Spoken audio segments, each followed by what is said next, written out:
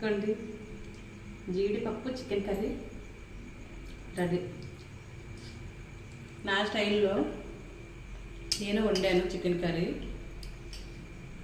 Long వీడియోలో ఉంటుంది, ఒకసారి వెళ్ళి చూడండి, నచ్చితే ట్రై చేయండి. పల్లెటూరు వంటకం మీరు మిస్ అవ్వకండి, సూపర్. ఒక్క చికెన్ ముక్క, 4-5 జీడిపప్పులు, అలా కొంచెం రైస్ తీసుకొని తింటుంటే ఉంటుంది అసలు. ఇది తినేసి ఇంకా ఫుల్గా ఎంజాయ్ చేయొచ్చండి మీరు, సూపర్.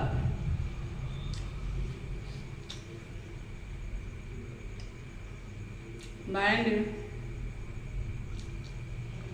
లైక్ చేయండి, షేర్ చేయండి, సబ్స్క్రైబ్ చేయండి. బాయ్.